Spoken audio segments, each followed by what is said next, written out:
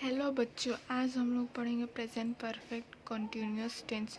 पहचानने के तरीके रहा हूँ, रही हूँ, रहे हो, रहे हैं। प्रेजेंट परफेक्ट कॉन्टिन्यूअस टेंस नियम। सबसे पहले सब्जेक्ट को रखा जाता है, उसके बाद सब्जेक्ट के पर्सन तथा नंबर के अनुसार हैव बीन, हैज़ बीन का प्रयोग किया जाता है। फिर मेन वर्ब का चौथा रूप अर्थात V4 V1 प्लस ing का प्रयोग किया जाता है। First person singular I have been writing, first person plural we have been writing, second person singular you have been writing, second person plural you have been writing, third person singular he, she, it, Mohan has been writing. जैसा कि मैंने बताया बच्चों, ही, she, it नाम किसी का नाम हो तो उसके साथ हैज़ का प्रयोग होगा। Third person plural the boys have been writing. आइए आगे बढ़ते हैं। फोर सीन्स का प्रयोग समय सूचक शब्दों के पहले फोर सीन्स का प्रयोग किया जाता है।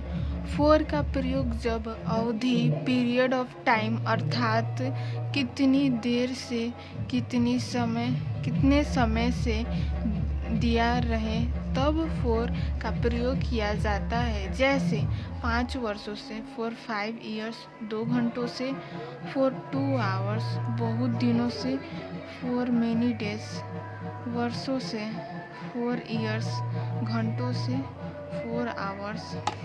सीन्स का प्रयोग जब निश्चित समय पॉइंट ऑफ टाइम अर्थात किसी घड़ी, किसी दिन, किसी महीना, किसी साल दिया रहे तो सीन्स का प्रयोग किया जाता है।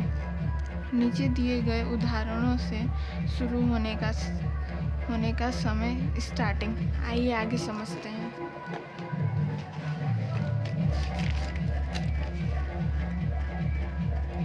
पॉइंट का बोध होता है, इसे ही पॉइंट ऑफ टाइम कहते हैं। जैसे शनिवार से सिंस सैटरडे, 1990 से सिंस 1990, 10 बजे से सिंस 10 o'clock, सुबह से सिंस मॉर्निंग, बचपन से सिंस चाइल्डहुड, गत साल से सिंस लास्ट ईयर, पिछले मंगलवार से सिंस लास्ट ट्यूसडे, पिछले 10 वर्षों से सिंस लास्ट 10 ईयर्स।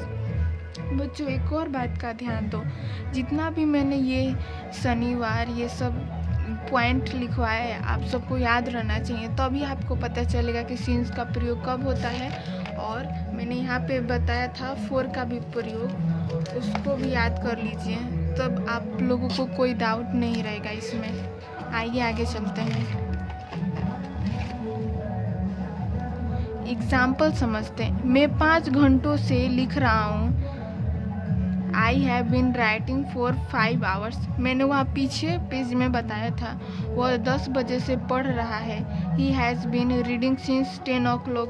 जैसा कि यहाँ पे है सिंस 10 o'clock, तो यहाँ पे 10 बजे से तो सिंस का प्रयोग हुआ है, इसीलिए यहाँ पे भी सिंस का प्रयोग किया गया है। आइए आगे चलते हैं। तुम 1995 से उस विद्यालय में पढ़ रहे हो। You have been teaching in that school since 1995। देखिए बच्चों, यहाँ पे है जैसे 1990 से, तो यहाँ पे भी सिंस का प्रयोग किया हुआ है, इसीलिए यहाँ पे भी जो मैंने बताया है you have been teaching in that school since 1995, तो इसीलिए वहाँ पे भी सिंस का प्रयोग किया गया है। Thank you for watching.